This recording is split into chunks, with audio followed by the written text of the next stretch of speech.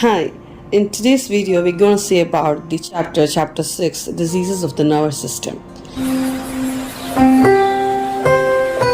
So we've already completed the conventions, general coding guidelines, and we already started the chapter specific guidelines, and we've completed 5 chapters in the chapter specific guidelines. Not seen those things, I'll put it in the description box. I'll first watch those things and then come to this chapter, so it will be useful for you. So in this chapter, as we see, chapter 6, diseases of the nervous system, we don't have so many guidelines. There are only few guidelines which should be focused. The other codes are will be straightforward. It will be straightforwardly leading you to the diagnosis. So we'll see what are the guidelines that have been focused in this chapter. So the first one is chapter 6A, dominant non-dominant side. So for some diagnoses like hemiplegia and hemiparesis, which is the paralysis of half of the body, like half of the body. Hemi means half, right? So half of the body. In this cases, we should know which side of the body is affected. We should know which side of the body is affected. Is it the dominant side or non-dominant side? To derive that, to identify whether the dominant or non-dominant side is affected, we should know what is dominant and what is non-dominant side. So in general, the term dominant means which has superior. With, for example, like which body part, which side of the body part we use more. Being a right-handed person, for me, the right hand, right legs, right side of the body is the most used thing. So whatever I'm doing, my right hand goes first. If I'm eating, if I'm writing, I use my right side of the body. So there are people who use their left side of the body for writing, eating, doing any of the small things, any of the chores, they use their left hand. So we should know the body parts used. In general, the right side will be the dominant side, the left side will be the non-dominant side. So for a patient who is a normal patient, if they have monoplegia or hemiplegia of the right side, then the right side we should consider that as dominant. Even the doctor will not document the patient as dominant side is affected. The doctor will document the patient right side is affected. So we should consider that the patient dominant side is affected. You got my point, right? So which is mostly used universally is the right part of the body. But if the doctor has mentioned that the patient is ambidextrous patient, ambidextrous means the patient can use both the side of the body equally. They can write on the right hand and they can write on the left hand equally. In that case, the patient is called as ambidextrous patient. So for the patient who are ambidextrous, in this case, which side is affected will become the dominant side. That patient, if their left side is affected, that will be the dominant side. If their right side is affected, that will be the dominant side. You got my point? So which side of the patient body is affected? If it's an ambidextrous patient, you don't have to worry about right side, left side. If the doctor has mentioned the patient is ambidextrous, then whatever side is affected, that will become the dominant side. So that is the logic here. In general, defaultly, the right side will be dominant, the left side will be non-dominant. So the codes category G81, this is the hemiplegia and hemiparesis, that has a subcategory, that is G83.1, monoplegia of lower limb, G83.2, monoplegia of upper limb, and G83.3, monoplegia unspecified. So these codes should be derived based on the dominant and non-dominant side that is affected. So the doctor should document this one and you will be classified as per the classification we already discussed. So the B point here is pain. The B under the chapter 6 disease of nervous system is pain. Category comes as G89. So G89 is for the pain. So there are some general coding information that we should be knowing before you code this G89. What are these general coding information? We will see all these points. So first point under general coding information is, so G89 can be coded with other chapter codes, other categories as well. G89 cannot, don't think G89 should be the only diagnosis. No. If G89 can be coded with other chapter codes which provides more details, then we can code G89 for acute or chronic pain, neoplasm related pain, likewise. So you'll code the other chapter diagnosis and along with that, you can code this G89 if there is documentation and you need more detail. This G89, this diagnosis is specifically for acute or chronic pain, post-thoracotomy pain or post-procedural pain or any pain that is related to neoplasm. So if the documentation does not specify that the pain is acute or chronic or post-thoracotomy or post-procedural or neoplasm related, if it's not mentioned specifically, then you should not code G89 at all. This is the second point. So the third point under the general coding information is, has this chronic pain or acute or chronic pain or post-thoracotomy, post-procedural neoplasm related pain, the underlying condition has been found out. They have diagnosed the underlying diagnosis, what is the problem for this pain, then you don't have to code G89 if the reason for encounter is to manage that condition. For example, this pain is because of some condition. This chronic pain is because of some condition, if they have mentioned that one, and the patient has visited the physician to treat that condition, that disease, then you will not be coding that G89. You understand? So if the treatment or the encounter is for that management of that underlying condition, then you should not code G89. You will code that underlying condition. That is the general coding guideline. You already know this. So what is the opposite of this one? So if the patient has a pain and there is an underlying condition, if the patient is admitted there to be treated for that pain, for the pain only, in that scenario you will code the G89 code. That one should be coded. So the next condition, if the patient has been admitted or been encountered treating that underlying condition, we already saw. So let's do a procedure that will treat the underlying condition, which will also reduce the pain. In this scenario, you will be coding the underlying condition as the principal diagnosis only. You will not be coding G89 at all.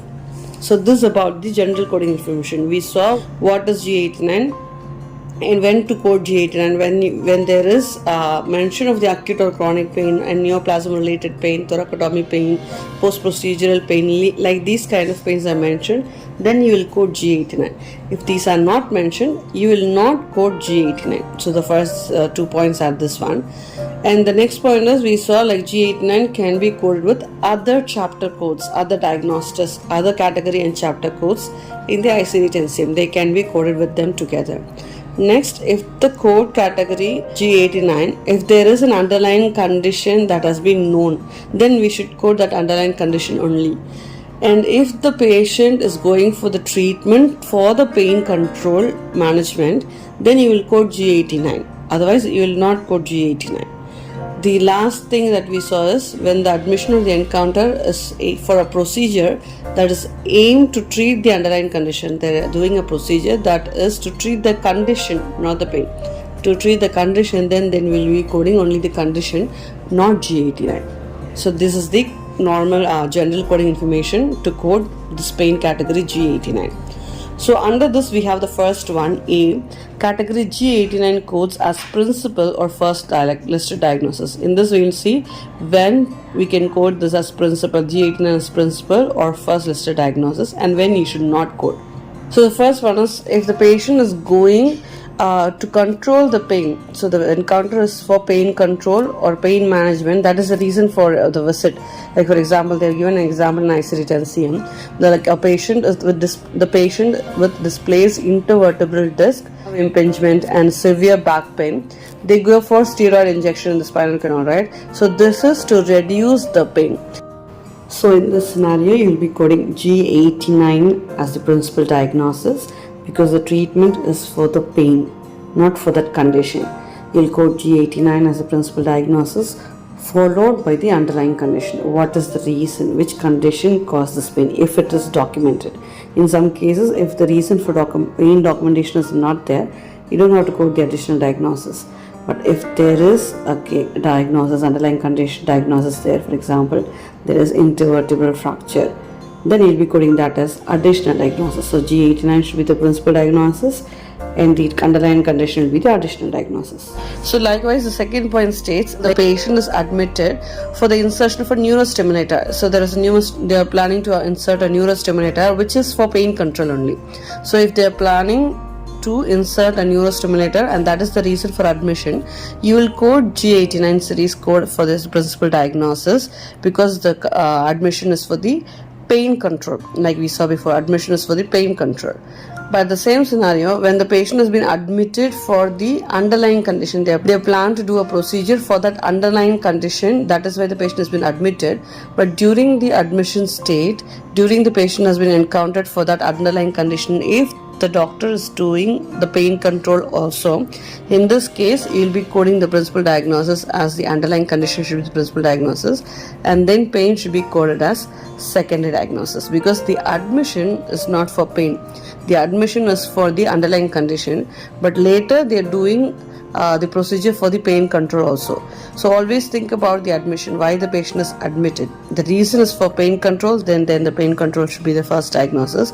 If the reason is for the underlying condition and then they are doing a pain control also along with the underlying condition treatment, then you will code underlying condition as the first principal diagnosis. Additionally, you will be coding the pain diagnosis. Always think about the admitting reason. So the B point here is use of category G89 codes in conjunction with site-specific pain codes. There are diagnostic codes which specifically mentions the site or the location of the pain, right? So in this case, if that site does not fully describe whether the pain is acute or chronic, in that case you will be coding the site-specific diagnosis code, site-specific pain diagnosis code, and also you will be coding G89 code to explain what kind of pain it is. Because site-specific pain, some pains doesn't have what kind of pain it is. If they already have some pains which already has acute or chronic or what kind of pain it is already having it in the description, then you don't have to code G89. You understand? So if the site-specific code doesn't describe completely what kind of pain it is, then you will be coding G89 along with the site-specific codes. If the site-specific codes specify what kind of pain exactly it is, like acute or chronic pain in its description itself, then you don't have to code G89. So how do you sequence the site-specific pain codes and G89? As you already know, you should know the drill already. What I told you before, based on the reason for encounter, that is, don't forget, being a medical coder, this should be always in your mind. This is the general coding guidelines. If you have not already seen this video about the general coding guidelines, I'll put it in the description box below. First go and watch those things. So always sequencing should be based on the general coding guidelines. So if the encounter is for the pain control or pain management, then you will code G89 first, followed by the pain specific site pain. You understood now? Well, the specific site pain, you'll be coding like that. And if the encounter is for any other reason but not for pain control or pain management, in this cases you'll be coding what is the other reason, if it is for the underlying condition or it is for the site specific pain. So you'll be coding that first, followed by the G89 category code. This is how you should be coding. What is the reason for visit? The reason for visit is for the pain control or pain management. Code that first, the other things next. Or the reason is not for the pain control or pain management, code the remaining conditions first, and then G89 as the additional diagnosis. So this is the general coding criteria. So that is how you sequence the category G89 codes with other site-specific pain codes. So the second point for the pain is pain due to devices, implants and grafts. This has been discussed in the chapter specific guideline 19th chapter, pain due to medical devices, which when I come to the 19th chapter, I'll explain that in that chapter, in that section. So the third point is post-operative pain. So in the post-operative pain, you should always rely on the doctor's documentation. The provider's documentation should be the guide. Because there is a surgery has happened and there is a pain, you should not relate that this will be a post-operative pain. So no, a coder should not judge. There is a surgery has been performed and the patient has a pain. You should not link that with the post-operative pain unless the provider has been documented. The doctor should document that it is a post-operative pain. Otherwise, you should not link. That is the first thing to be noted. Second one, for thoracotomy or other post-operative pain, if it's not specified as acute or chronic, for post-thoracotomy or other post-operative pain, if they have not mentioned it as acute or chronic, by default you will code the acute. If they have not mentioned, you will code it as acute. If they have mentioned as chronic only, you should consider the chronic diagnosis. Unless the doctor has not mentioned chronic, it should always be acute only. You got it right. So there will be some post-operative pain, like expected pain, because after all surgery there will be a pain that has been like for sure the patient will have pain because it is after a surgery, right? So if it is a routine or expected post-operative pain immediately after surgery, you should not quote it as post-op pain. So if the doctor has not mentioned specifically this is a specific post-operative pain, don't quote that one. If the doctor has mentioned the patient has encountering some pain which is expected or which is the normal for surgery, then you should not specifically differentiate and mention this as pain. This pain does not has a value in the sense this pain does not need extra treatment or extra focus. So you should not quote this pain, which is the routine or expected pain after surgery. So that is the 3 points you should focus when quoting post-operative pain. Then in this we have the first point A, post-operative pain not associated with specific post-operative complication. What does it mean? First we will understand post-operative complication. So there is some complication after the surgery. The surgery has been completed and there is a complication. Something is wrong or something has happened or something is infected or something is not gone well. That is called as complication. Or the patient body didn't react well for the surgery. So these are called complications. So because of that, something has happened, something has reacted and something has been complicated. Because of the complication there is a pain. You understand? This not because of the normal surgery, this because the surgery has happened and then there is a complication. So that is the post-operative complication. So the post-operative pain is not linked because of the post-operative complication. There is no post-operative complication. It is because of the surgery pain. It is because of the post-operative pain. So in this case there is no post-operative complication, then you will quote directly from the category G89 only. So the B point here is, if there is a post-operative complication and the pain is associated with that post-operative complication. The post-operative pain is associated with a complication, post-operatively done complication. There is a complication post-operatively. Because of that there is a post-operative pain. In this case, you will be coding, chapter 19 specific codes. That is the injury, poisoning, and certain other consequences of external cause. So you will be coding that code first, followed by G89 category, whether it is acute or chronic pain. You understand the thing? First, under this post-operative pain, A point is, if there is no specificity of post-operative complication, only there is post-operative pain, you will code G89 series only.